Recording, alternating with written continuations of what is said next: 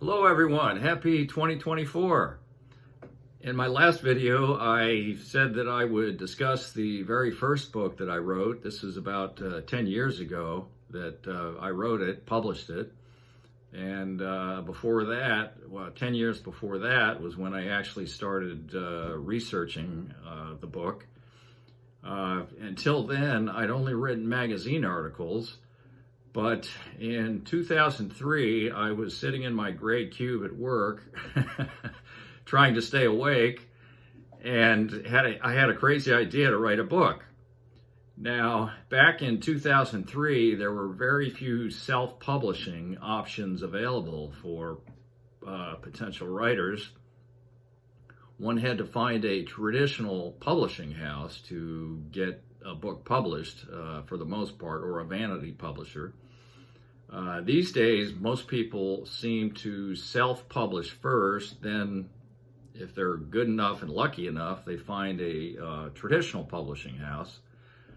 But I have a tendency to do things backwards, so I found a traditional publisher first, and my last few books have been self-published. Anyway, go figure, that's kind of the way things are with me. Anyway, here's the end result. It's a hardcover academic history entitled Blue Jackets in the Blubber Room, a biography of the William Badger, 1828 to 1865. It was published by the University of Alabama Press, and the cover depicts a painting of the ship. This was done in about sometime in the 1830s, if I recall. And I will discuss the contents of that book, but before that, I want to talk about how I arrived at the subject. I guess I blame my son Nick. When he was about 10, he had a homework assignment to visit one of those ancestry websites. I think it was genealogy.com, maybe. And in the course of helping him with his homework assignment, I became interested in finding out about my ancestors. I have kind of a collector's personality. I started as a kid collecting football cards, went from that to record albums, as you can see from my collection behind me. After record albums, it was marathon medals. I run marathons and began collecting those and hanging them up in my closet. And recently, well, before I started publishing books, it was genealogy. I got into collecting ancestors, so to speak. Anyway, several years after becoming fascinated with genealogy, I discovered that my great-great-grandfather on my father's mother's side was a merchant mariner from Rhode Island, later New York City. And when the Civil War broke out, he volunteered to captain a Union supply vessel during the war. The ship was a demasted square rigger called the William Badger.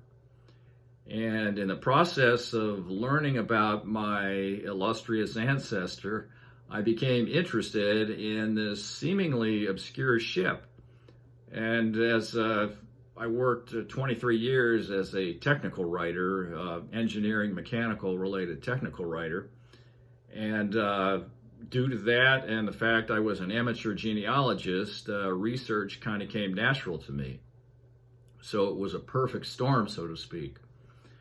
One of my earliest discoveries, once I did begin researching, was that the ship, the William Badger, was built in 1828 and named after an early 19th century shipwright by the name of William Badger, for whom an island in New England was later named. The legend about Badger has him building 100 ships during his lifetime, which is kind of questionable. It was probably more like 50. But I dug out several atlases trying to find the island where his shipbuilding operation was located, and most maps didn't even show it.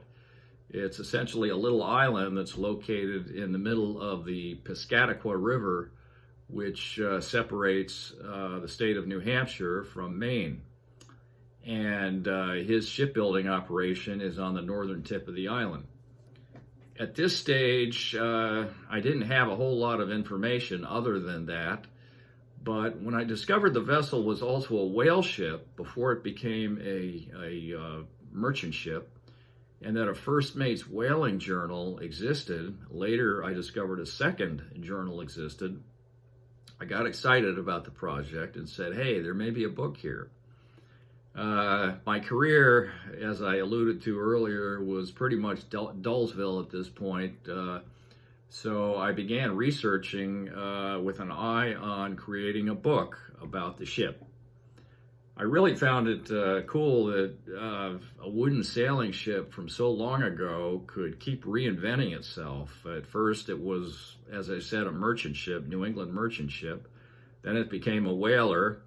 Then during the Civil War, it was a commissary vessel, basically a floating grocery store off the coast of North Carolina. But really, the ship's biography is kind of secondary to the bigger picture of maritime 19th century. There's really only so much a person can uncover about an old ship, especially a small, obscure ship like the William Badger. So I tried to use the Badger as a sort of springboard to explore things that hadn't previously received a lot of attention, at least to me hadn't received a lot of attention. So I began studying up on things like Piscataqua shipbuilding, the so-called Cotton Triangle. That's where northern ships, Northern American ships, carried cotton from southern ports, New Orleans, Mobile, etc., to England, to Liverpool, England, which had a big textile market, and then carried goods from England back to New England. A lot of the goods were, textiles and salt, at least in the case of the William Badger.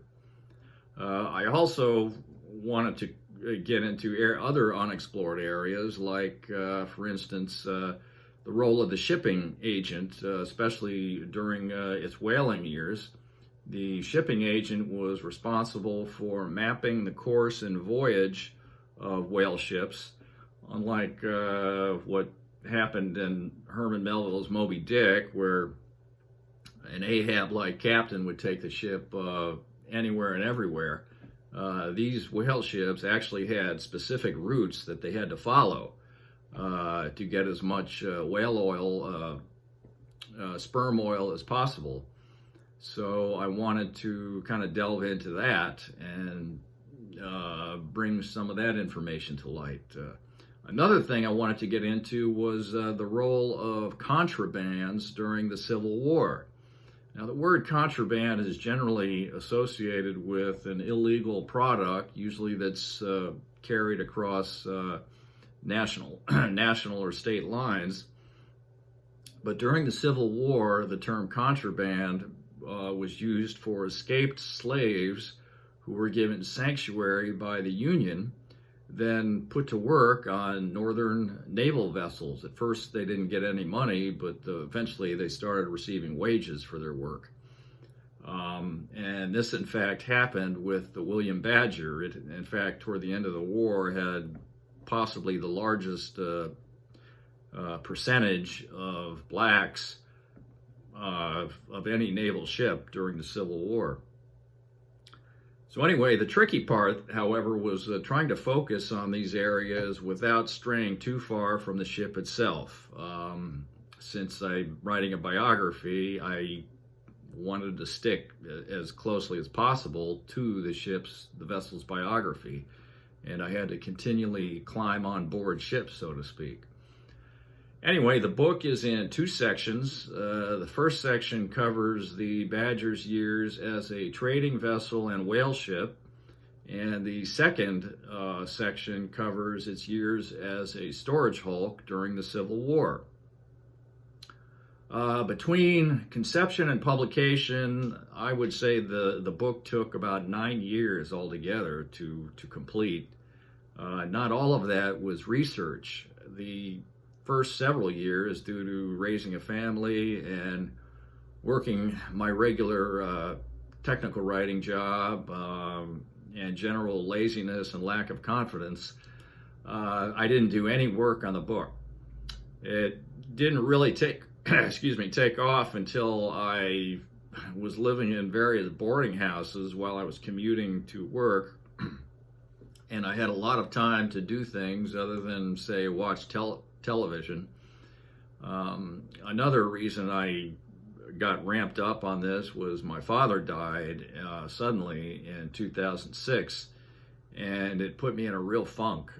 He liked history as much as I did, and I kind of wanted to finish the book for him, since I knew that he'd be proud of what I'd accomplished. So that sort of drove me on as well.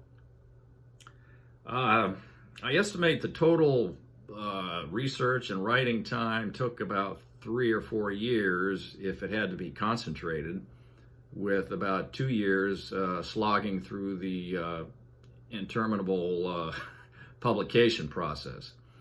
I made 4 field trips while researching total, spaced out over a number of years. The first place I went was Mystic Seaport Museum, Connecticut.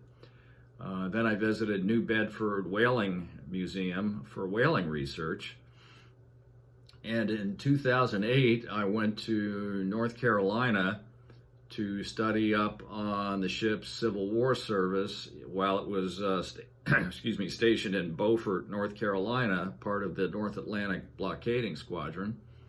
And the year after that, I went to Washington, D.C., and immersed myself in the archives of the National Archives and the Library of Congress.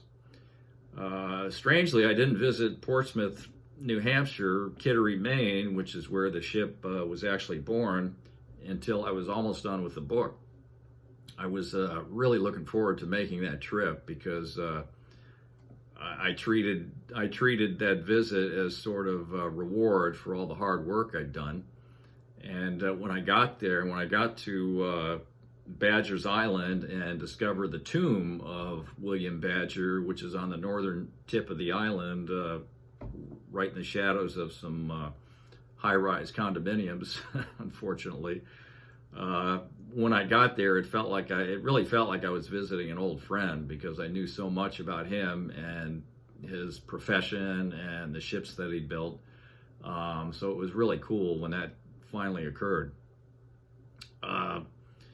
The entire publication process took a lot longer than I ever imagined, but I was actually pretty lucky in finding a publisher. My premise, I guess, was unusual enough that, it was, instead of a biography of a person, it was a biography of a ship. It was unique enough that editors seemed to be really curious. I sent out about 7 query letters. 4 got positive response. 1 was a small trade publisher. Another was a vanity press. And 2 were university presses. My wife helped me a little bit. She, at the time, was working with a woman, a gal who came from the South. And when she heard that I was writing, that part of my book dealt with the Civil War, she got real excited. Said, "Oh, tell them to sell it down here. They love anything to do with that war." So that's really what I did. I concentrated on Southern universities, and eventually the book found a home with the manuscript found a home with University of Alabama Press, and they did an absolutely beautiful job on the book. As you can see, the cover is really gorgeous. The back has some blurbs from people, historians that praised what I'd written, and I think the contents are really nice as well. The middle section has a bunch of photographs, so it's not just all text. It has some photographs that kind of break things up, make things interesting, and I owe a real debt to my acquisitions editor down at University of Alabama. His name was Joseph Powell. He really believed in what I wanted to do and got behind it in a big way and pushed for its publication. So thank you, Joseph, wherever you are these days. Unfortunately, the book hasn't sold many copies. Thank you to those of you who've already bought a copy, but people don't seem to be too interested in history these days, especially in academic history with a lot of footnotes. But honestly, that doesn't bother me too much because the book has found a really good home with museums and libraries. Peabody Essex Museum is one of them up in Massachusetts. Mystic Seaport's G.W. Blunt White Library, the New Bedford Whaling Museum. New Bedford was essentially the capital of whaling back in the golden days, along with Nantucket was the big capital of whaling. Also the Portsmouth Athenaeum and various universities and libraries. So even though the book hasn't sold a whole lot of copies, I'm thinking and hoping that maybe in 200 years it'll still be in these places when all the commercial books have been forgotten and if learning about history comes back into fashion. That's about it, folks. I've done 5 videos now covering 4 books.